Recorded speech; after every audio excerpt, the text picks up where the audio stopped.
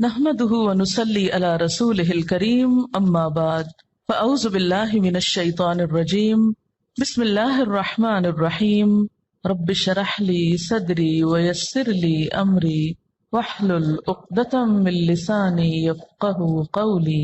اللہ کی رحمت سے مایوس نہ ہو جاؤ، یقیناً اللہ سارے گناہ معاف کر دیتا ہے، وہ تو غفور الرحیم ہے۔ پلٹ آؤ اپنے رب کی طرف اور مطیع بن جاؤ اس کے قبل اس کے کہ تم پر عذاب آ جائے اور پھر کہیں سے تمہیں مدد نہ مل سکے، اور پیروی اختیار کر لو اپنے رب کی بھیجی ہوئی کتاب کے بہترین پہلو کی قبل اس کے کہ تم پر اچانک عذاب آ جائے اور تم کو خبر بھی نہ ہو۔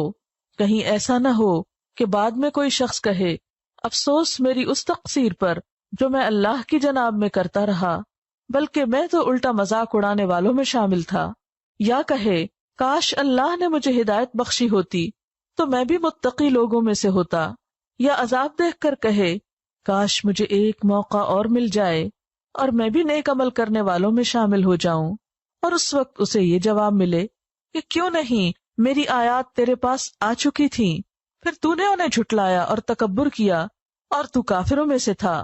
آج جن لوگوں نے خدا پر جھوٹ باندھے ہیں، قیامت کے روز تم دیکھو گے کہ ان کے منہ کالے ہوں گے۔ کیا جہنم میں متکبروں کے لیے کافی جگہ نہیں ہے؟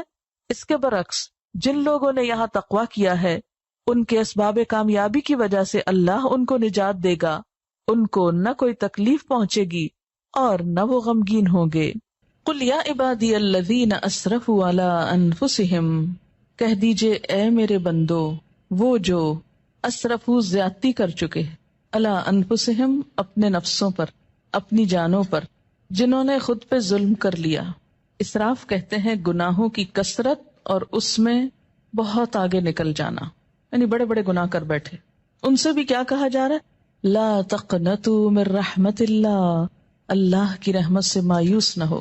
یہ نہ سوچو کہ اب تو بس صرف ہلاکی ہوں گے، ہماری چھوٹ ہو نہیں سکتی کیونکہ ہم بہت گناہگار ہیں۔ اچھا، یہ جو جملہ ہے نا ہم بہت گناہگار ہیں، یہ بھی دو طرح بولا جاتا ہے۔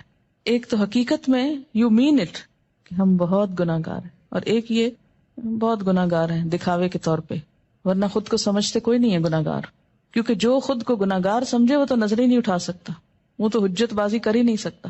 لا تقنطوا من رحمت اللہ، نہ تم مایوس ہو اللہ کی رحمت سے۔ ان اللہ یغفر الذنوب جمیعا، بے شک اللہ معاف کر دے گا گناہوں کو سارے کے سارے۔ اس آیت میں یہ ہے نا کہ اللہ معاف کر نہیں سکتا، فرمایا نہیں کر سکتا ہے، کر دے گا، کرے گا۔ کیوں؟